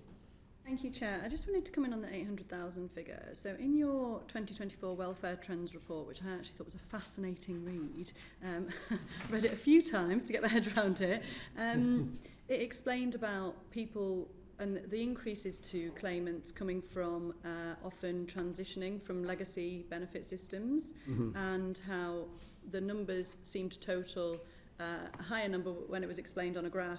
You could see that those people were already in the system just under a different benefit name. I just wondered if, with your 800,000 people being affected who would have been eligible for PIP but are no longer eligible for PIP, is that based on the trajectory including those legacy benefit increases, or with the legacy benefit increases taken away? Well, so the Welfare Trends report, which I'm very glad you enjoyed, was focused on incapacity benefits primarily rather than PIP, although we did include some analysis of PIP in there as well. And there has been over the last few years a kind of transition from the previous system essentially to universal credit. So I think what you're referring to there is there was a big transition from people on the old benefits into universal credit. But in addition to that, what that report shows is there has been also a big increase in the underlying number of people on the caseload, in addition to that transition. And as Richard was mentioning earlier, there are a number of probable drivers of that. It seems quite likely that part of the reason is that the underlying health of the working age population has declined. The working age population is ageing due to demographics, but also there is evidence that even amongst younger population, issues such as mental health conditions have increased over the past few years, and that's probably driving some of the caseload increase in the forecast. But we also think it's quite likely that economic factors are driving it as well. So in particular, cost of living pressures since the pandemic clearly increases the financial incentives to claim these benefits, which are much more generous than the standard allowance under universal credit. And what the Welfare Trend Report also shows is that it's also quite likely that just changes in the operation and structure of the system have also contributed to that. Yes, so I thought that was very interesting how, I think in chart 3 in that report, it said that 20% were new people. So new people actually claiming, and the other changes in the increase was due to, the biggest significant one from 2018-19 to 23-24 was due to a lack of drop-offs, and I wondered if you could elaborate a little bit on that. Yeah, so this is the increase in the caseload roughly since the pandemic. As you say, what that analysis shows is that a small part of it is just more people putting in claims, but the bigger part of it is two things. One is that fewer people are dropping out during the sort of assessment process, and the second is that approval rates are basically higher. I mean, it is difficult really to understand why those things are happening, and we're hoping we can do some further work on that with more data from DWP. I mean, it could be because, going back to the point I was making earlier, people are coming with worse health conditions, which means that they're less likely to drop out and the approval rates are likely to be higher. But I think it seems likely that is not the only driver, and that there are also just other factors within the kind of operation of the system that have been driving that trend as well. I mean, financial incentives is also like potentially a driver of that. I mean, if people have more of a financial incentive, again, they are potentially less likely to drop out, and I'm sure the financial benefits of these will be something that assessors are also factoring in when they're making their decisions. Yeah, I'd be interested in that, because when you speak to somebody who is in receipt of any of these benefits, they don't say that it's an easy process. It's a very complicated, difficult and strenuous process, especially if you're disabled or unwell. So can you just for my clarity, two things. On the final point that you just said then, you said that the financial incentive from the assessor's point of view, because I think in 2017 the last government brought down a sort of mid-range universal credit element that was for, was it limited capacity to work, rather than limited capacity for work and work-related activities, and because that was brought down to the same level as standard universal credit, we ended up with the higher rate seeing an increase. Do you think, can you just elaborate a little bit further on what you think about the assessor's point of view on that? I think the point you're making there is that what you saw after that change is that approvals into the higher group increased quite significantly. We do not have any sort of clear evidence on assessor behaviours, I should say. So it's not something I can give you a very sort of definitive answer on, but it's a perverse outcome from an intent potentially. Yeah. And just the final point, just to be 100% clear, on your projections where you've scored the welfare changes, you haven't included, on the trajectory of increased cases, you haven't included legacy cases going into the system, the transition from old system to new system. Yeah, so that is in the baseline forecast. Yeah, it is. Yeah. Okay. Thank you very much indeed. Yuan Yang, MP. I wanted to continue one of the themes that Ms McAvoy brought up, and in the 2024 welfare report, and I think elsewhere in the OBR publications, you talk about the term financial incentive to apply for claimants, and I think there's a lot of stigma in the media right now about fraud and kind of incorrect claimants, or gaming the system, as it were. I think that term can be understood in a variety of ways. So I was wondering if you could just explain a bit more by financial incentive. How do you see financial incentive to apply, or to kind of stay in the system and to not drop out, relating to the kind of broader kind of issue of, say, fraudulent claims? Yeah, well, so we're not in the assessments we've made of the welfare reform packages, when we've looked at responses, we're not really looking at whether people are going to make fraudulent claims or not. What we're looking at is purely how people sort of respond to the different financial incentives in the system and the various changes that have been made to the gateway assessments into the benefits. So there is a much more generous award for people who have health and disability conditions compared to people who don't. And part of the government's sort of stated aim of their part of the reforms was to start to sort of narrow that gap. I guess the area where this was the sort of biggest consideration in the assessments that we made at this event was around the impact of the changes to the personal independent gateway criteria, where essentially the government tightened the criteria to make it more difficult for people to become eligible for the benefit. And if you apply the sort of new criteria to the past results of the assessments that have been made, and DOEP has a record of all of the past scoring that people have made against the criteria, then that led to an assessment that around 1.5 million people would no longer be eligible for the personal independence payment. But we then assume that in the future, people will respond to the new criteria, given the financial incentives, and that people, will be able to bring forward new evidence and demonstrate that they are able to meet the new criteria, which they might not have done in the past. So people will put more work into getting the right doctor's assessments and so on. So there's no claim from the OBR's behalf of that evidence being mistaken, but that people will be driven. Yeah, I say we're not.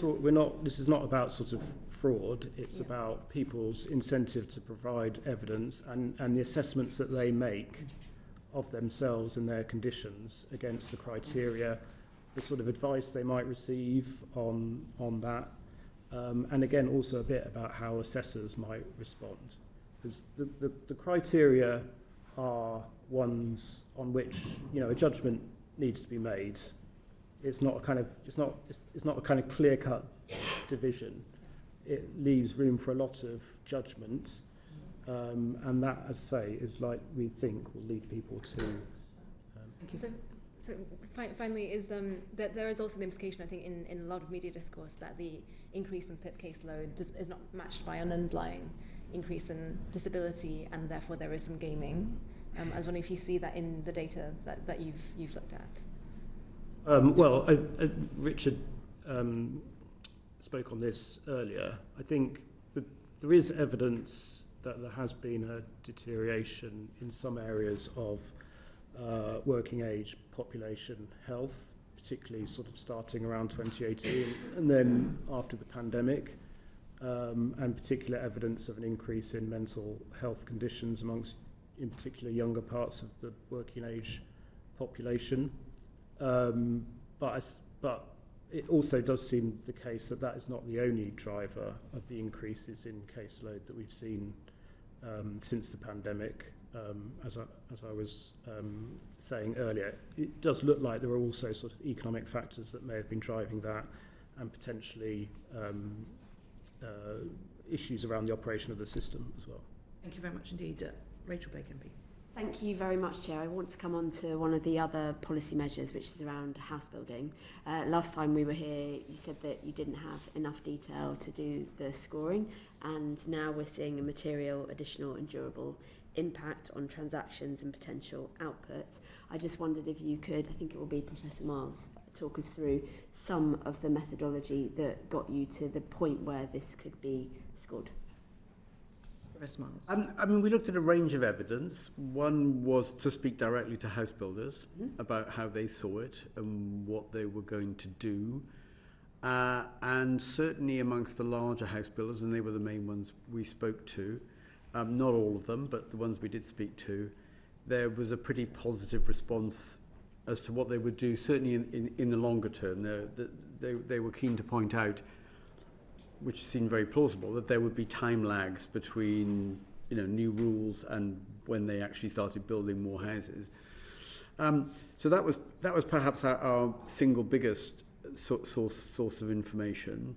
Can I just pause you Sure. there? So what happened between them saying, yes, we quite like this, and you able to put some numbers to it? Well, I mean, we got some detailed information about where grey belt land, i.e. land that was previously green belt and you really couldn't hope to develop it, where grey belts might be, and the incentives, just numerically, money-wise, what incentives there might be if land that you couldn't build on now became available. And those incentives look pretty strong, depending on where you were in the country. I mean, they were stronger in the southeast than they were a long way away from the southeast. We had a sort of long, hard look at capacity constraints in the residential construction sector, which in the short term seem very material, and they add up to a kind of time lag where essentially our central forecast was that you got very little boost to house building this year and not a whole lot next year, and it really was backloaded to the sort of years 3, 4 and 5 in our forecast horizon.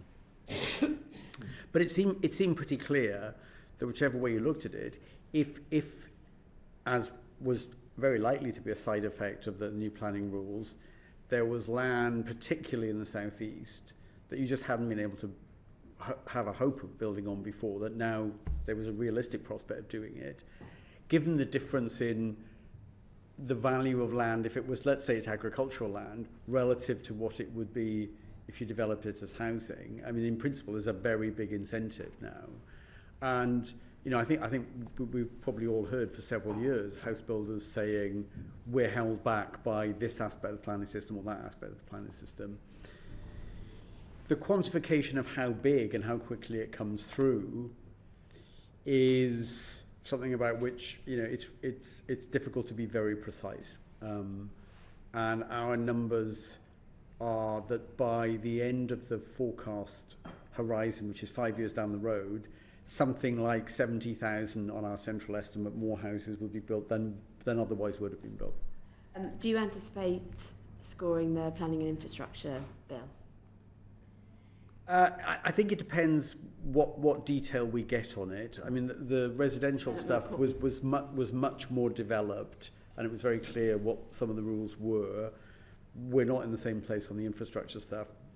When we get more detail, we certainly will look into that. So it's feasible that development corporations might be scored, because they would, in terms of decision making, they could move forward development quite. Yeah, I mean, we're open-minded once we get more detail on the thing to look at it and see what size of effect we might get. And there was a particular element to the overall market that I wanted to get to with you. So in London in particular, £4 million a day is spent on temporary accommodation, which is private rented accommodation that local authorities lease. Is it possible for you to forecast and to model the impact of a reduction in that in terms of any positive growth, or is that... So a reduction in which elements? Temporary accommodation. In temporary accommodation costs. So that's a do you mean as a side effect of the planning reforms?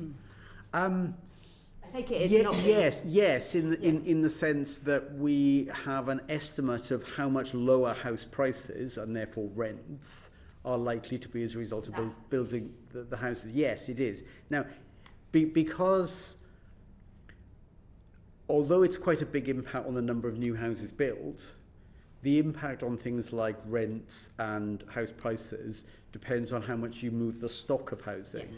And because obviously the flow of new house building is small relative to the stock, even though you have a material impact on house building, on the stock, even 3 or 4 or 5 years down the road, it's not an enormous impact. Therefore, the house price and rent knock-on impact is pretty small. It builds up over time. I mean, it'll be bigger in 10 years than it is in 5 years, and it's bigger in 5 years than it is in 2 years. But it would be fair to say that that impact on rents, that's the closest that you would get to, and the cost of local authorities, the cost to local authorities, isn't something that's at the moment played into your modelling. I think it's too limited in an impact to have a sort of material effect over the forecast horizon, that element of it. You need to have a very clear figure of social housing, presumably, in that, to be part of that. I think you would. You'd need a very clear idea on that. Yeah. And geographically. Definitely geographically, yes. I mean, we've skewed our estimates about where the house building comes and what the size of the effect on the economy is. We haven't assumed that there's just going to be more house building evenly spread across the country, that there are incentives for it to be, there are stronger incentives in the areas where house prices are higher. Yeah, okay. At the southeast. A bit short of time, so perhaps another couple of... Yep. So I just wanted to understand in detail with where we lost those 200,000 from the government's target, and you forecast 1.3. I mean, lost in the sense that I think it's significant to a significant sense. It's about time lags. That we don't think there's likely to be any impact on the scale of house building. Certainly not this year, and possibly not even for most of next year. Therefore, you don't build up to 300,000 houses built in the UK until year 5. You're short of that along the way. And that's the major reason why you don't get to the government's target. And you get closer to it by year 5, and we think that those effects are likely to be persistent. I mean, unless there's further changes in the planning system, and they'll last beyond year 5. And we come up with some estimates of where you get to beyond year 5. Are you able to determine whether it's more in terms of land supply or the capacity in the sector, or is it an aggregate of those two factors? Because obviously you can move capacity in the construction sector more easily. I mean, it's the effect of both things combined, in a sense that, you know, if you have more land but there isn't the capacity to build houses, that's what holds you back. If you've got the capacity to build houses but you just can't have the land with the permission, that's going to hold you back. In the very short term, the time lags are both about getting the permission and about building up capacity in the industry. I mean, once you look beyond a few years, even though there may be shortages at the moment of people in the construction sector with the relevant skills, you then start trying to address questions about apprenticeships and training people. And that's likely to be, I mean, if house builders believe that these are the new rules of the game, they're more likely to expect stronger demand in the future, more willing to take on apprenticeships and train more people, which they might not if there hadn't been the planning reforms. Thank you very much. Thank you very much indeed. I just wanted to go back, if I could, Mr. Hughes, to the issue of the released information about your forecast. When the final submission was sent out, about 102 officials, mostly officials from the Treasury, ministers, 6 special advisors, the head of the special advisor's office, who may be a civil servant. I mean, some SPADs are civil servants technically, but I think they're a slightly different category. And some press officers were included in that list. But prior to the leak or release of information on the 11th of February, among the meetings you had 4 that included special advisors. Was that the same special advisor at every meeting, or was it a different mix of those 6 people? I'm trying to think back. We had 2 meetings which included special advisors alongside officials, and then 2 meetings which were with special advisors and ministers. Yeah. My recollection was it was all the same special advisor, but it was one special advisor. I believe so. Yes. Okay. Are you able to tell us the name of that special advisor? I think you could ask the Chancellor, who was in meetings with it. And an email, just for record, an email went out on the 7th of February, which didn't actually copy in any special advisors. It's just different. We've had 15 years of the OBR. There's never been a leak of information. And you're very clear it's not from your team. I'm very confident. We've obviously been asking the Treasury about this as well, just to get that on, helpful to have that clarified. And just to be clear that while we've been sitting here, the UK Statistics Authority and the Cabinet Office have announced a review led by Sir Robert Devereux of the UK Statistics Authority. So this is an issue that we are pursuing with our sister committee. And I think it's been a really useful session, so thank you very much for your time. In summary, we've heard that various Chancellors' decisions to leave themselves very little headroom means that much greater attention is paid to small changes in your forecast. We've heard, as we have heard from the Bank of England, that the uncertainty around the ONS data is affecting your forecast. So the review, I think, is welcome to us all. And we've heard, of course, that a 50 basis point increase in interest rates was sufficient to use up the Chancellor's headroom. So we're working on quite small margins here. And also, an area of interest to us before this, and thank you for your answer, the Treasury missed the pre-agreed deadlines for submitting policy changes, which prevented you forecasting or including the changes in your forecasts. Even when these are clearer, we heard from Mr. Josephs that there are challenges in determining the impact because of the complexities of interactions with the welfare changes. So that's something to watch in future. But thank you very much indeed for your time. The transcript of this session will be available on the website uncorrected in the next couple of days. Thank you very much indeed. Order, order.